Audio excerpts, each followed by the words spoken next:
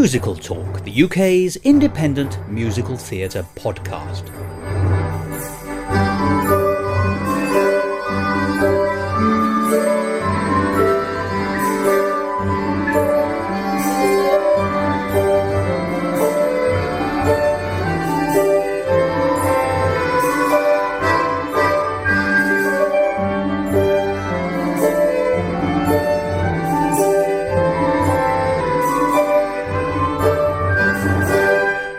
And welcome to Musical Talk. I'm Thos, which is just as well as you're not going to be. Well, those of you who have been listening to Musical Talk's ever-expanding range of episodes will perhaps have come across a recent mini-episode which I presented when I spoke to noted British composer James Lark. You may know him as the composer and lyricist of Tony Blair the Musical and Miracles at Short Notice, when we were discussing his new musical, The Snow Spider. Well, that mini-episode was, and forgive me if I'm explaining something to you which you hadn't picked up, was quite short. That's what mini-episodes are all about. I can't believe I'm having to explain this. However, today's episode is a much longer conversation with James about this show, The Snow Spider, which is still on in London, so you've still got a chance to go and see it. And even better, James has kindly allowed us to play some extracts of the music over the course of this episode. So, sit down and listen to this extended interview with James Lark about his new musical, The Snow Spider, and, just to get you in the mood, here are a couple of footnotes. The music in the background is Bruckner, and you'll hear that later on, and see if you can spot the hilarious reference to Menelaus, who is the husband of Helen of Troy, and therefore one of the characters who appears in the operetta by Offenbach, La Belle Hélène. So here's a short extract of some of the music from The Snow Spider, and then we'll hear from James Lark. Musical Talk.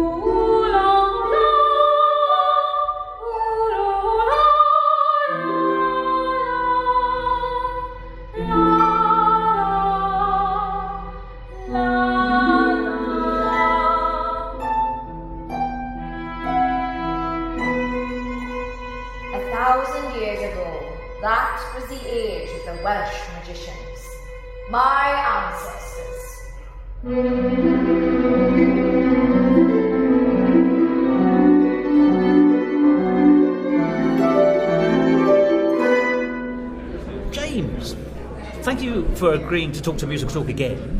Now, thank you for having me again. Well, I can tell you, it was very easy after our last conversation. I don't feel I put myself out at all. Our regular listeners will remember you as, well, a celebrated British composer, if I may say, of musical shows. It's very kind of you. I don't think Britain celebrates its composers very often these days. No, so I'm going to start now. But, I mean, forgive me, you're the man behind the well-remembered, as well as well-received Tony Blair the Musical at the Edinburgh Fringe a few years ago. It wasn't last year now, was it? It was last year, yes, last summer. In 2011, Miracles at Short Notice, the Saki musical, yes, came and was a 5-star production, I think, and just fabulous. And now we have your latest show here in London. So yes.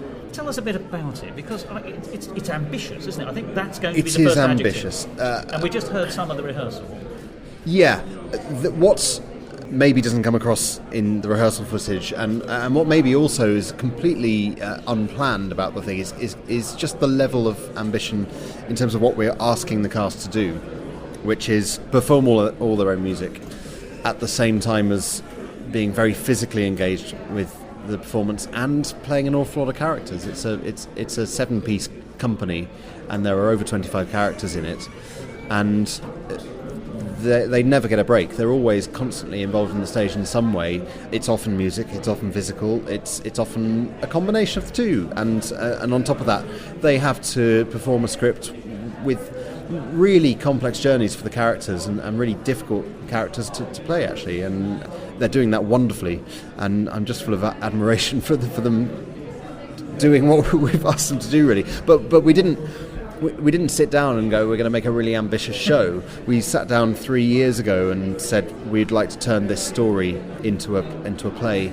How best to do it? Which is the Snow Spider. It's the Snow Spider. It's a book which was certainly published in the 1980s. I think fairly well loved, and certainly very well loved in Wales, where it's set. It's a modern classic, essentially, isn't it? I would say so, yes. And a very beautiful book. Very mysterious book, and full of Welsh mythology, as well as this strange combination of coming of age with tragedy, with magic. Reality and mythology fused together almost in a way that makes the mythology more real than bits of the reality. Now that's very interesting. There's something very grounded about the Welsh myths that feature in this story. From the Mabinogion, a text well done with that, with which I'm not very familiar, but I have had to become familiar as an adapter of the story, and it's still taught in Wales, and we're very lucky to be working with a part Welsh cast who actually are able to talk about these stories which they've learned about, and even in some cases approached in the original Welsh, something which is definitely outside my comfort zone. And they're stories that cross over into Arthurian legend, and so there are names that come in and out that you recognise, and stories that sound half familiar. And the brilliance of the book is actually it makes these things the reality. It makes these things the base level. It treats them as history rather than mythology. And which is what you were talking about when you talk about being grounded. Yeah, absolutely. Such an interesting adjective for myth. Because it's, that's not what people think of. But actually, if you go back, even, to think people have heard of, Robin Hood even, which obviously is an English myth, but it isn't, because they have a history, it's all over Scandinavia and various other European countries. They all feed in off each other. And it sort of claims to be, or tries to be real. It's in that sense, is it? It claims to be real, but with Robin Hood, the problem for a modern director is always how to make Robin Hood real, isn't it? Because there's something about it which is so escapist, and the thing about Welsh mythology is it's not very escapist. It's full of horrible thieves and murderers, and what's sinister about the story is when that thing starts to impose on reality, and a 9-year-old boy who really just wants to work on a farm and go to school and be normal turns out to be descended from these magicians, and that has a very real impact on his life. So it's myth bleeding into reality. Yes, possibly the way of very much so. Now that's interesting. It's almost as like there's an invisible. I don't want to get too science fiction or Doctor Who-y, but it bleeds from one dimension into another. So the wall becomes more like a membrane. There is passing through. I think there's something slightly alien about Wales, actually, and I don't mean to sound remotely racist. I think Wales is a wonderful place, but it has a wildness to it, which is retained in the modern age. Absolutely, very much so. Yes, absolutely. And it's still a rugged environment. It's still people still talk about men being men in Wales. I mean, it's a fairly crude description, but it harkens back to an older time in a real way. And it's again not in a derogatory sense, but there's a primitivity about that, which means we can write a story about where children can go missing and an entire community can panic about it because mobile phone signals don't work in Wales, and we don't refer to mobile phones because they're just irrelevant to this story. But a story set in the 80s is as pertinent now as it was then, because there is this remoteness to Wales which makes it wonderful and atmospheric and inspiring, but also quite frightening. And still get lost there. Yeah, and so when these old myths start to materialise as real things, I think it does have a kind of solidness that maybe it wouldn't if it was set in London. But it just seems so much more believable that these things could exist and could come back, could be part of a child's reality in rural Wales. Now, how did this come to be? Because we'll be talking in a minute about the piece becoming extremely ambitious, and actually that when you were co-adapting it, you had very overt discussions about what is the best way of portraying this element of the story. Is it going to be normal drama, music, performance, whatever? But you've got to go from here's the book I want to adapt to the stagecraft. What's the process? Well, I'm working with Delith Jones, who's directed the piece. Would that person have some kind of Welsh connection, would you think? Well, funny you should mention that. Delith Jones, she's half Welsh. And only half. I think she feels like a bit of a fraud because she was brought up in the north of England, and that's where she feels a real connection to. But this was her favourite story as a child, and there was something about this story that was just so Welsh, and the fact that she knew that she had these roots in Wales. She had a grandmother in Wales, and she was called Delith Jones, for goodness sake. She could identify with this world. That's the genesis, I suppose. She always thought this story was a wonderful thing, and she directed Tony Blair the musical, so I've been working with her, in fact, from before then, and I've known her for a very long time. But I think that was the point where, Tony Blair the musical was a journey of discovery for us both. It was really, can we do this? Discovery, if I may say. But well, yes. Likewise, but something I would do very differently now, and it was the first time I'd ever sat down and gone, so what if I try and write a coherent musical?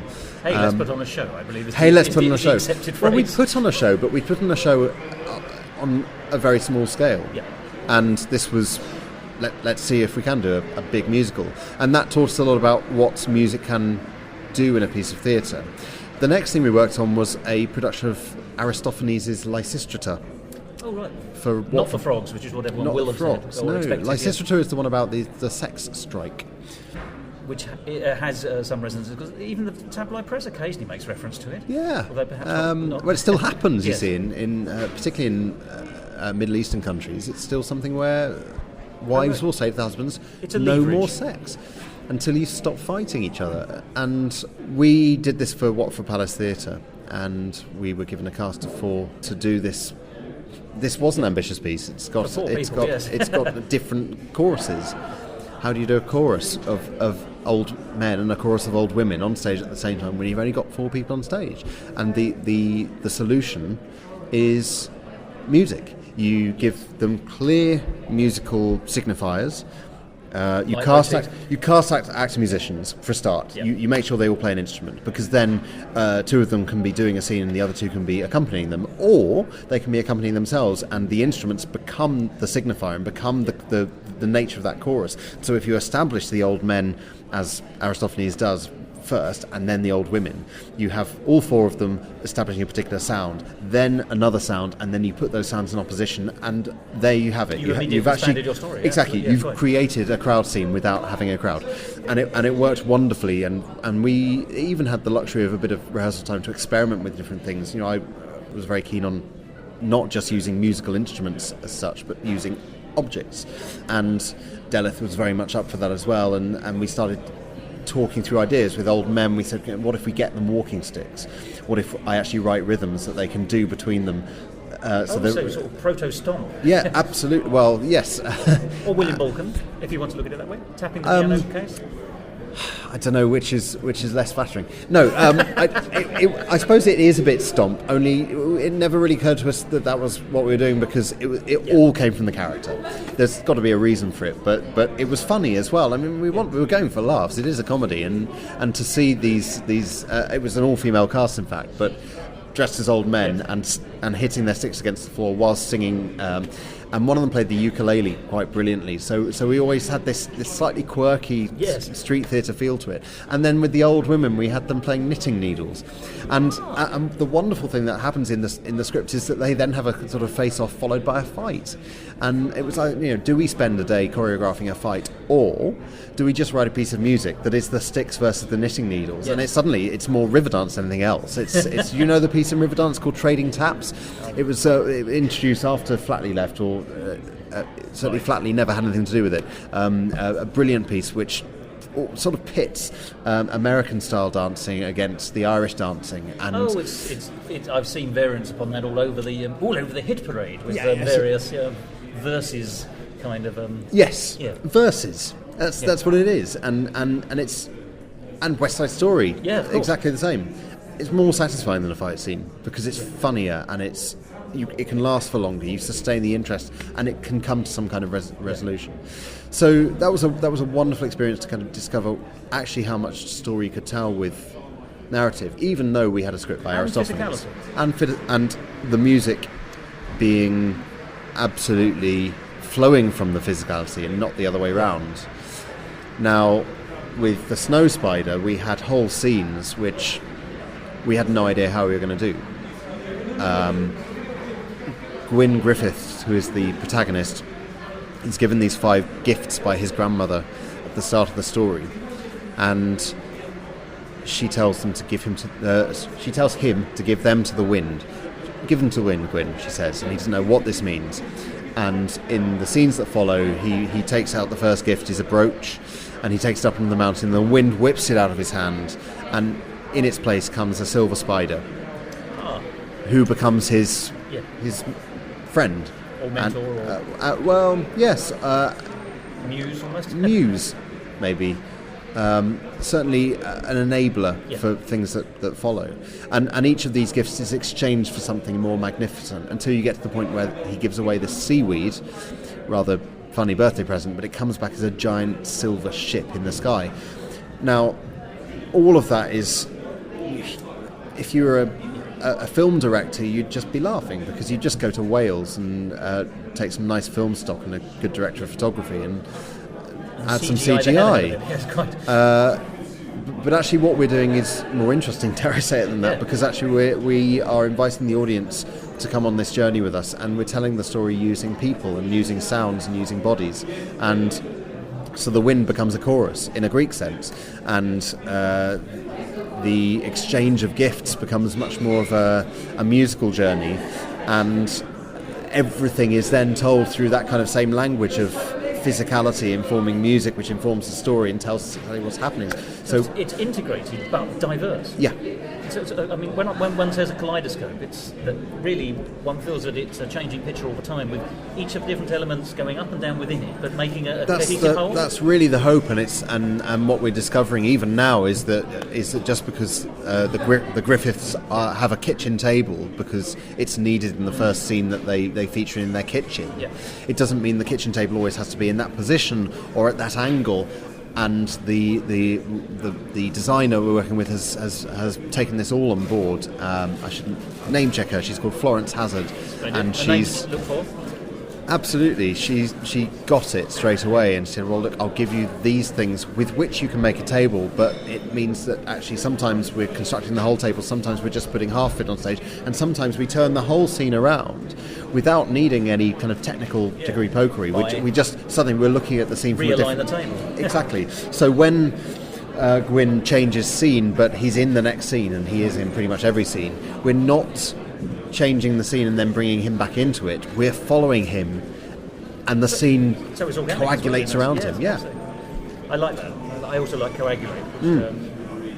That's the best way of describing it, and it's the hardest thing for the cast because they never get to rest. There's never a blackout or a curtain down for them to regain their thoughts and work out what they're doing next. They're always moving to the next thing and either picking up a musical instrument because that particular scene needs them to be playing, or that particular transition needs some kind of music, or they're becoming the scene. And it's a series of crystallisations, which it in is. a way also mirrors the journey of the child, almost through understanding of not to manhood per se, but in the art of growing up. Yeah, and the kaleidoscope analogy is a really good one because we're trying to create these scenes out of the same bits of prop. We're trying to be very efficient, and we don't want it to look cheap. We just want to say, well, this can be this thing in at this angle and in this lighting, but actually if we turn it, it can become something quite alien, quite different. And what's so satisfying to watch as an audience member is some people who have just been a massive silver ship descending from the sky suddenly becoming an ordinary suburban house, which do they have suburbs in Wales? I can't really describe it as suburban, but it looks pretty suburban. A standard house in Wales with at night time with two people looking out of the window. That's the magic we're creating, is this sort of seamless transition from one. What I'm hearing a lot is imagination. Yeah. and both imagination in use, but also imagination being thrown back at the audience in the sense that it's a collective thing that the audience must appreciate it as well. Well, I think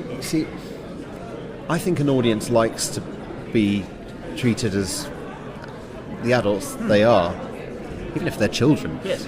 And not patronised, and actually not being given everything and not being given all the answers, but being allowed to work things out and being allowed to use their own imagination. And I think offering an audience a hand and saying, look, come with us on this journey, believe in this thing, and make it happen in your own minds as well, is a really wonderful thing.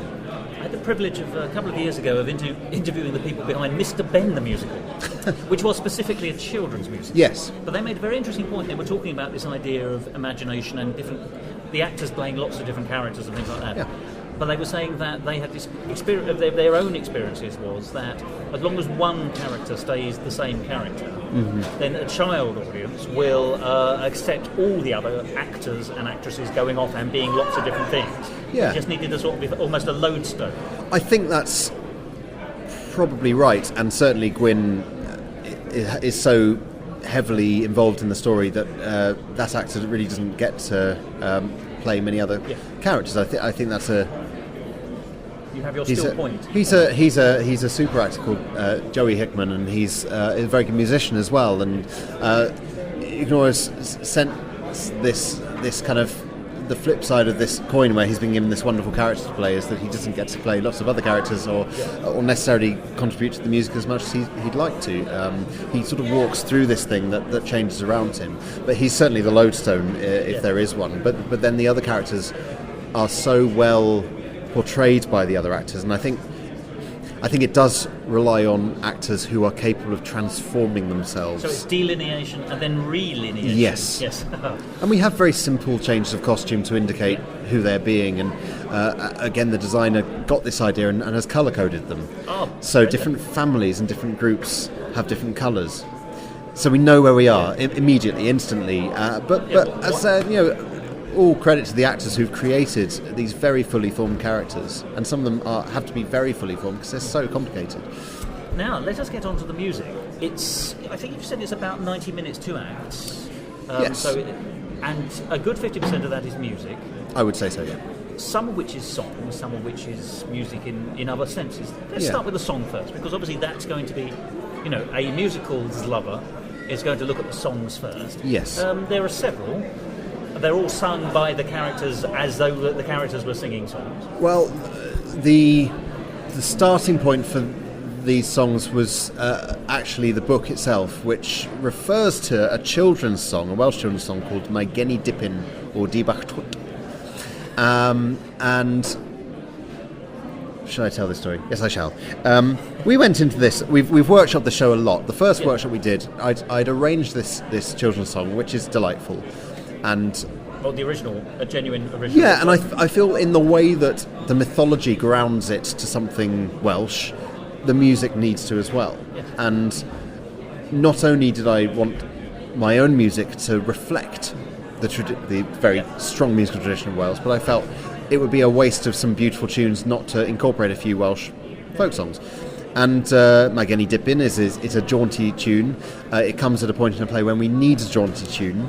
It works very well. It says a lot about the characters and the way it's used. It's the right piece in the right place. It is the right piece in the right place. And it's mentioned in the book. So I did my research, found the song, and arranged it in a way which I thought would fit in with the style of the piece. And then we workshopped it with that song in it originally. Mae Gen I Dipyn or Dibach Twt. Twt is a word which is unfortunately spelt TWT. And what we weren't realising when we first workshopped it was that, of course, W is a vowel sound in Wales. So, Twt, Twt, all right, okay. Twt. It's a Twt. I'm reliably informed that in that context, TWT is pronounced Twt, and not, as we initially tried to pronounce it, Twt. I can see that there's a rude or an insulting option available to you. Yeah. And in a children's show, you want to avoid I fully any understand suggestion. That, yes. So it's all tidied up now, is it? Tidied up. And are you happy with the hearing your orchestration of a I mean, well, the happiest thing really is that from the word go, I said, look, if it's set in Wales and the music needs to reflect Wales, it needs to have a harp in it. Yeah. And harp players are precious. I mean that in the best sense of the word, but they can be precious in the worst sense of the word. Too, yeah. And we're working with a wonderful harp player called Annika Hodnett, who's not only just taken all this, a lot of music, and I don't think necessarily easy music. I mean, I've worked very hard to write music that is accessible, very harp friendly, which has made it a nightmare to play it on a keyboard in rehearsals, I have to say. But she seems happy with the music, but she's also happy to step into the ensemble scenes and become part of the company as well. She's a fully cohesive part. Absolutely, yeah, had to be.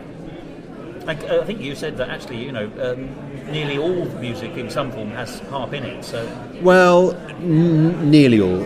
It's if you've got a harp on stage. Actually, when we first workshopped it, this was still pie in the sky. I was saying I wanted to be a harp, but we've got a keyboard, and I'm going to sit in the corner and play it.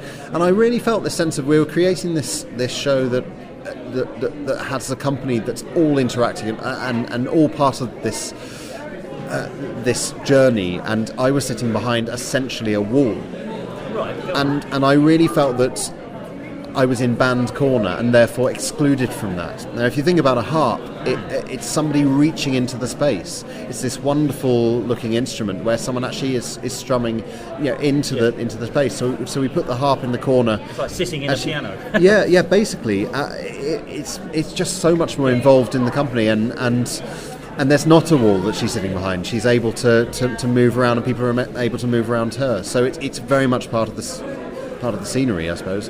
Then added to that, you've got the violin, another very Welsh sound, and lots of percussion and lots of singing. So they're the basic tools.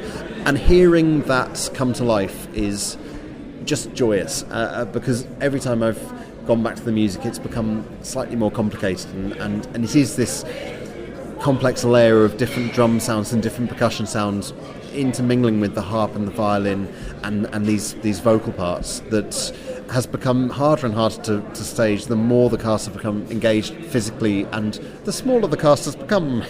Oh, really? Oh, yes. Which brings further complications, of course.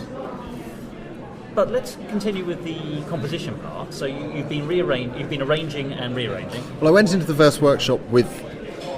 I've never done it before, actually. I've never gone into a rehearsal process with so little material, because I've never dared to. Yes. But we'd been given this 5-day workshop to just explore.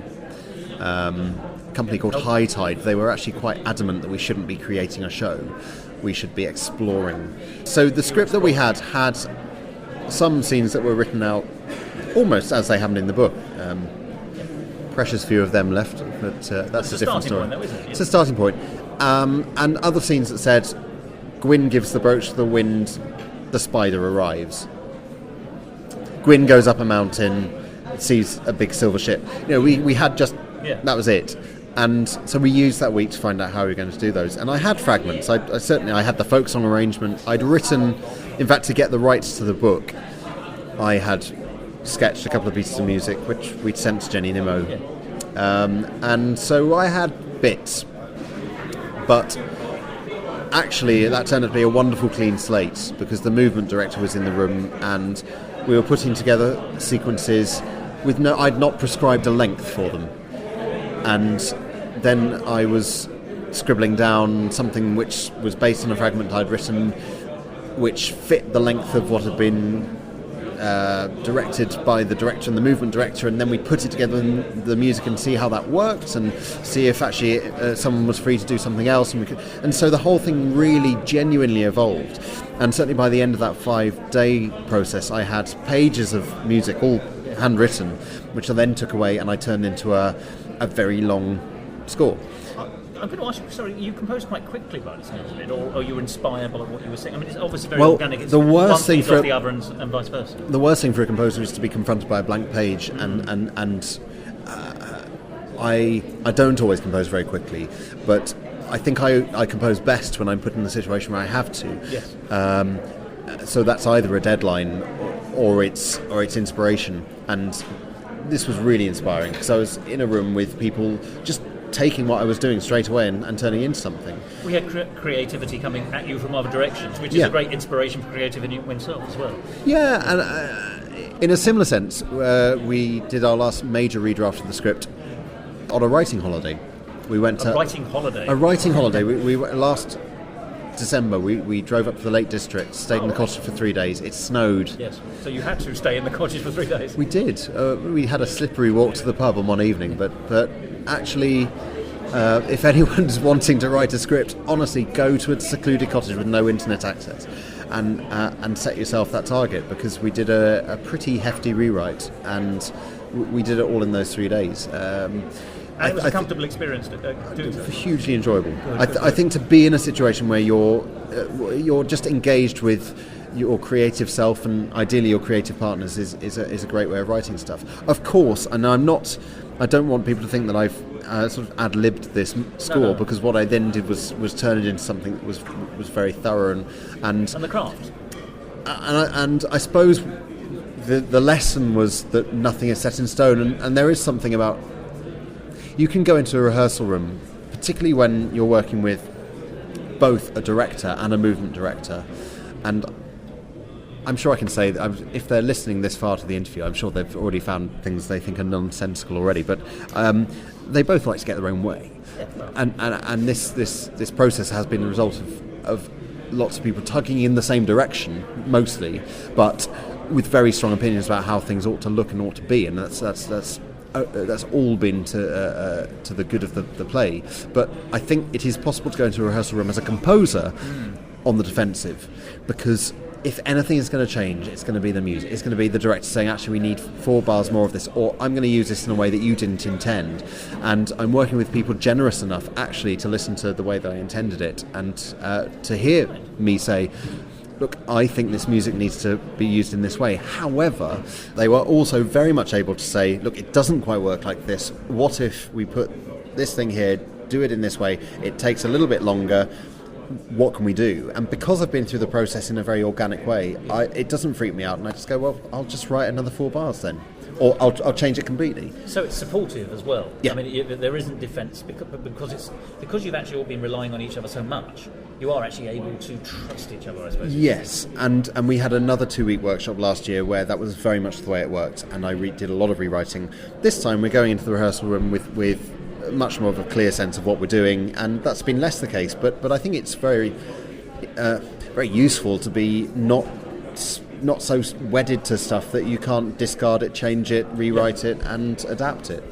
Well, that's the danger when people can't do that, isn't it? Because Yes. that's when shows are left behind several stages where they're not where they need to be, Yeah, because and of someone's fell in love with them too soon. Yeah, and of course you bring in a different cast. They bring something different to a show, and we are necessarily. It's not a reflection on the cast we workshop the show with. Certainly the demands on the cast have become just exponentially harder, because musically it's now demanding an awful lot, so we needed more actor musicians. But what we workshopped the show with last year was the harp player and a violinist, as we wanted to not have a band corner, but we felt the music would be driven by harp and violin. And whilst harp has the advantages I've already talked about of reaching into the space and being very engaged with the space, you've got a violinist walking around not playing any of the characters. It's painfully obvious that you have a violinist, and it didn't serve the show. So what I've ended up having to do is split the violin part across 2 violins, and so we have 2 actors in the cast now who play the violin, and we cast them partly for that reason, partly because and it makes it harder for them because they're now doing kind of another person's job between them, but it makes it far more enjoyable to watch, because actually you're watching 2 actors juggle with the demands of actually being a violinist as well.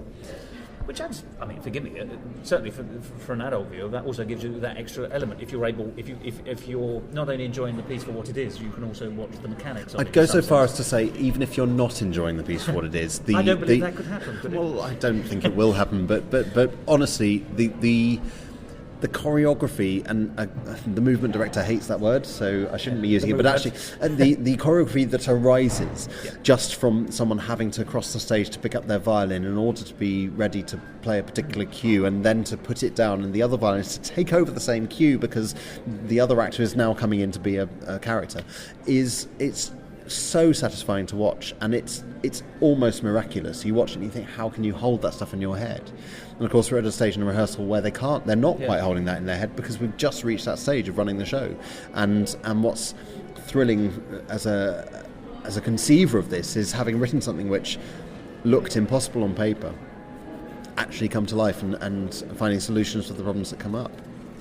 Do you feel you've had to make any compromises, or do you feel no?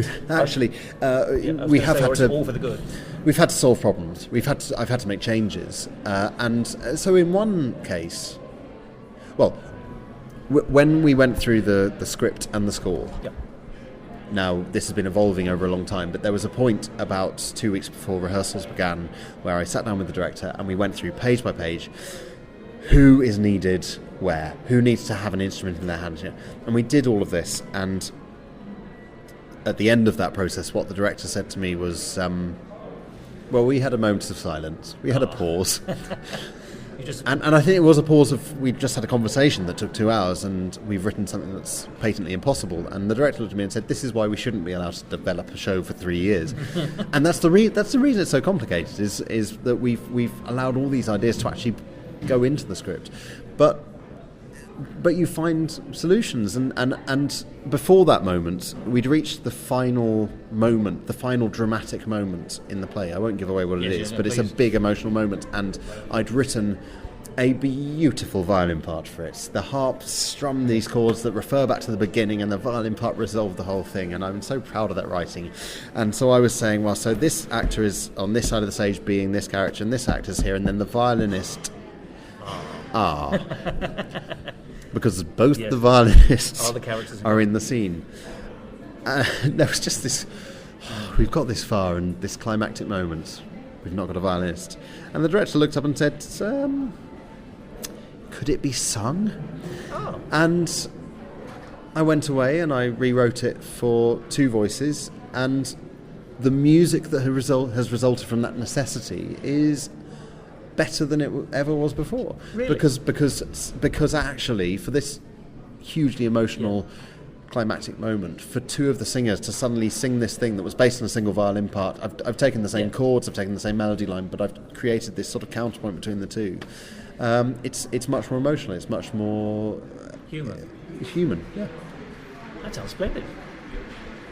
So it's been that kind of thing, and in rehearsals we've encountered these problems. We've encountered the violinist actually is not able to get off stage in time to play this part that I've written for the end of a cue, and the other violinist is already playing at that point. What do we do? And one of the other actors who's off stage goes, well, I play the cello. How different is it?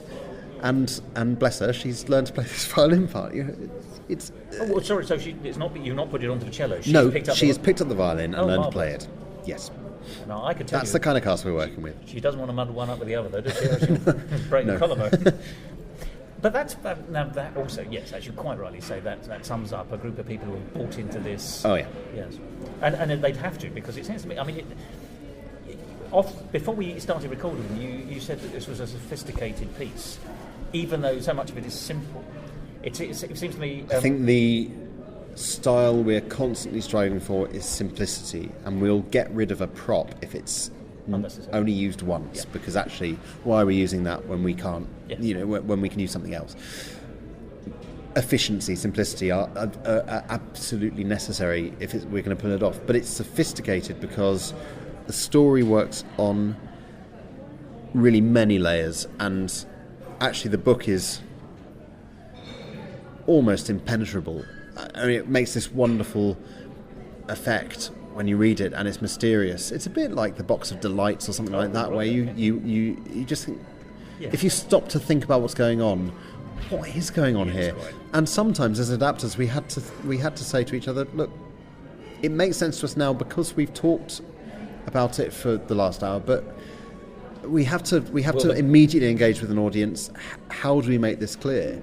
Now there are layers where I think it's very good that we're not addressing it that overtly, because apart from anything else, there are some quite disturbing ideas in there. I think that.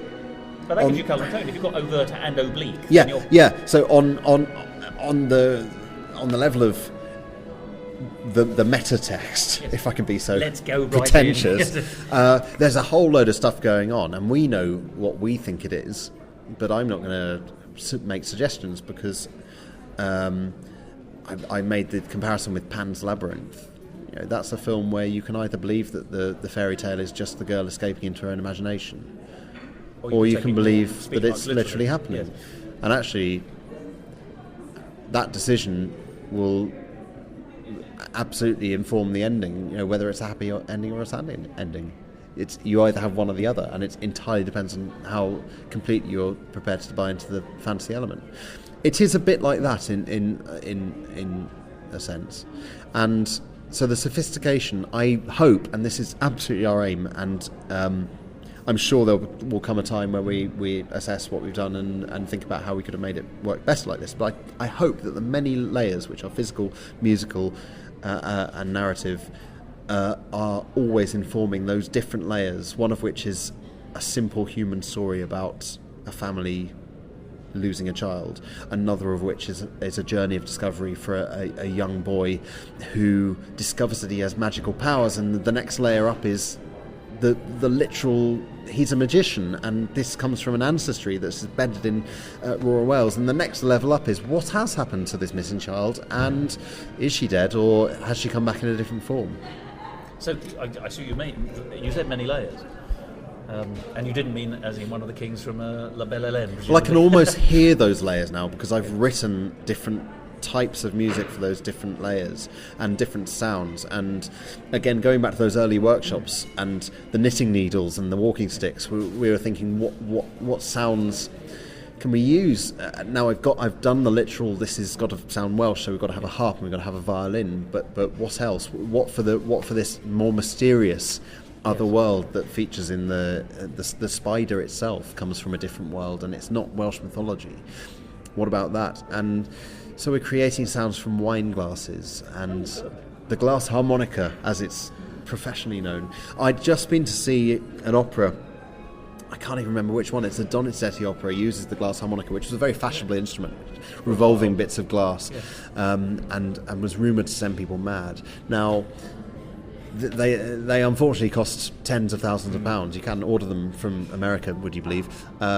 We couldn't afford that, but you can actually create that effect using wine glasses and a wet finger, isn't it? A wet finger in a wine glass, and you place 3 actors around the room doing that, and add a bit of harp. Suddenly you're in a different world, and it's that kind of thing of creating different layers of sound as well. I love the sound of that, because who in their life hasn't done something like that with a crystal glass? You'd be surprised how many of the actors had to be trained in this. Really? Yes. Obviously, they didn't believe it would work, and you're there wasting rehearsal time learning how to play a wine glass. What did you do with your childhood? Yeah. Obviously they weren't watching the Generation Game. No. Which I think was on every 3 weeks with that particular... Some of them are a bit younger than that. Oh, I've read about youth. It would never catch on. I know. This, last... Dramatic moment there. Bruckner's 7th Symphony.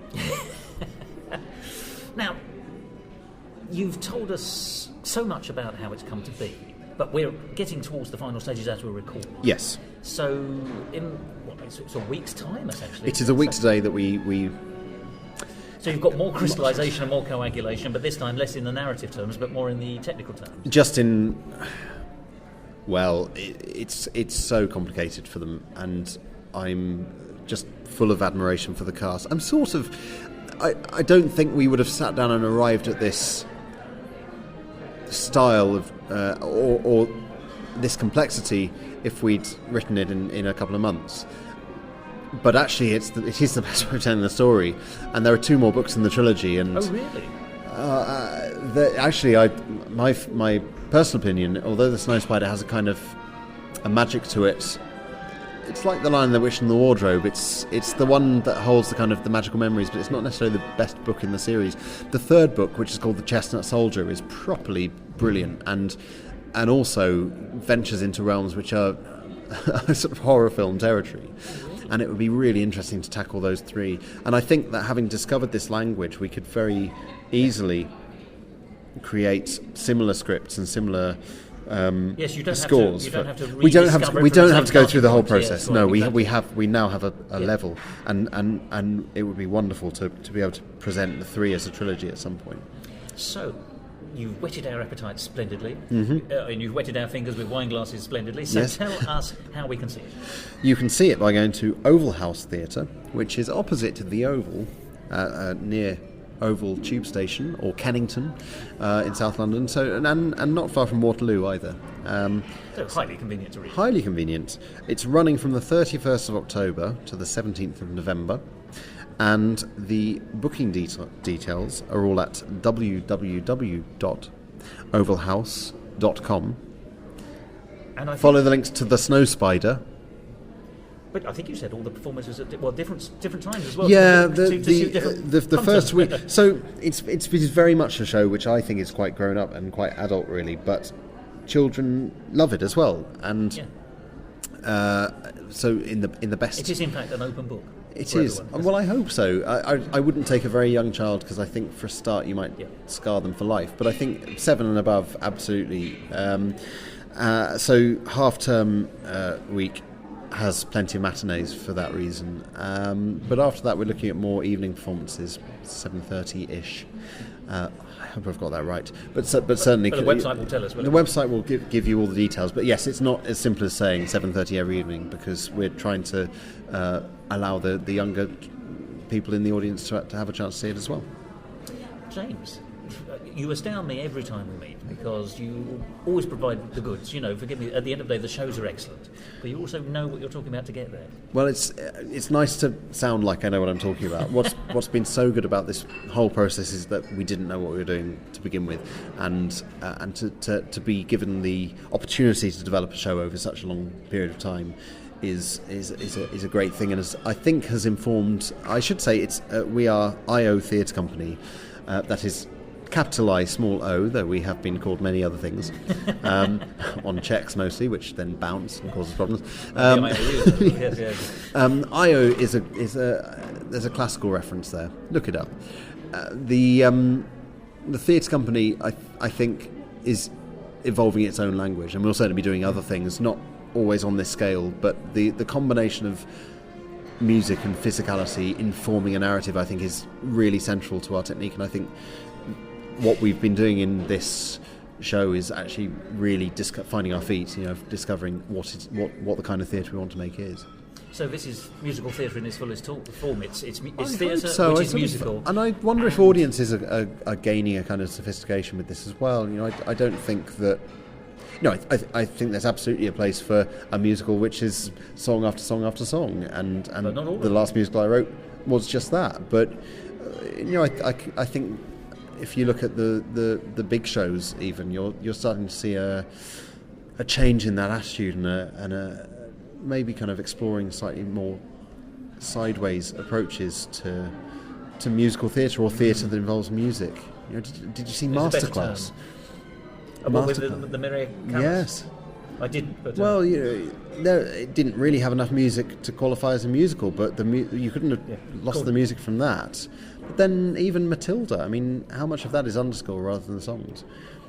That's a piece that I love for its stagecraft in particular, the efficiency of its use of scenery and of props, and of course the songs are wonderful fun, but it's not the songs that are always informing the narrative. Actually, it's the music and the use of music throughout that production.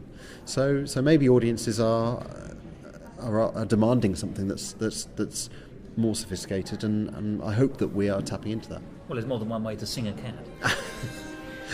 Oh, that's painful, isn't it? No, it's fine. I give that joke a healthy 7 out of 10. Well, you're being very generous, thank you. James, a real pleasure speaking with you, as always, and I hope to speak with you again, but I also hope to come and see the show. There'll be a I'll chance let you know to, how yes. I think. Well, that would be a wonderful thing for us to thank you for your continued interest in our work.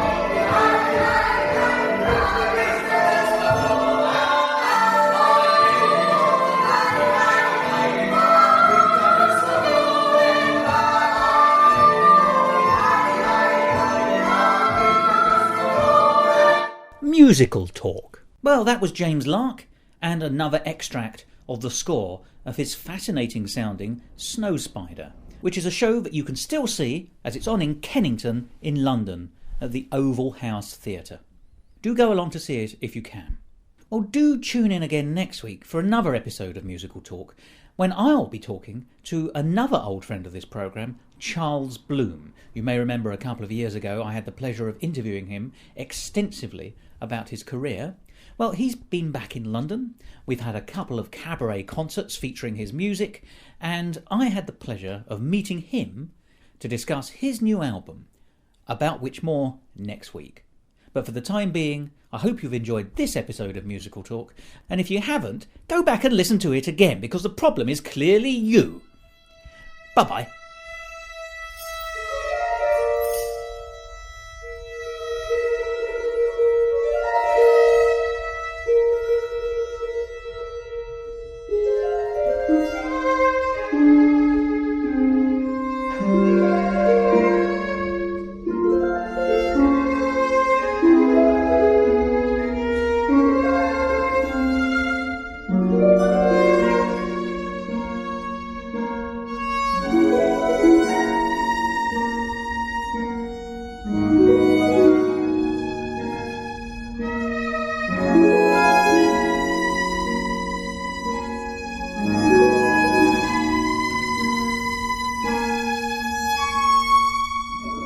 This episode of Musical Talk presented and edited by Thos Ribbits. Copyright Musical Talk 2012, except for the music, which was used with permission, and where the copyright remains with James Lark. And now for some musical out-talks. Did I give you this? I gave you this. I have the CD in my pocket, sir. We need it if you want to make any reference to any of it. I can't pronounce the Welsh words, so... No, all right. Number one. Can I have a level? Do you mind, old chap? Anything that comes into your head? This is my level. My level is this. Splendid. I shall attempt to come up to it. I fear that mine is much lower. Splendid. I'll do the usual in-studio thing, but Well, we'll carry on. Well, we'll start again, and then we'll just take as long as... Yeah. If that's possible. I'm going to ask you once again, I'm so sorry. Do you want another pear juice before we kick off? I never want another one of their pear juices again, but it's very kind. Did you want to go off on them? I might go and fine. grab a... I'm going to start in a very similar way to last time, if that's okay. Absolutely fine. Actually, I might start by coming out of a piece of rehearsal footage, if that's okay. Yeah. Soundage, I don't know what the term is for that. So we had this script, we'd written a script, and we'd written the scenes that could be written, and then there were just scenes that said, Gwyn, give... Oh, hello. Can we wait for a second? Do you want We certainly can. Remember where we are. 10 minutes. Top up your glasses. Shall I carry on? Would you mind? Thank you. Sorry about Where that. was I? In a similar sense, the last major draft we did in the scripts was Hello. How many minutes now do you think? 5 minutes. There we go. It wasn't really 5 minutes though. No, it They're wasn't. cheating the times.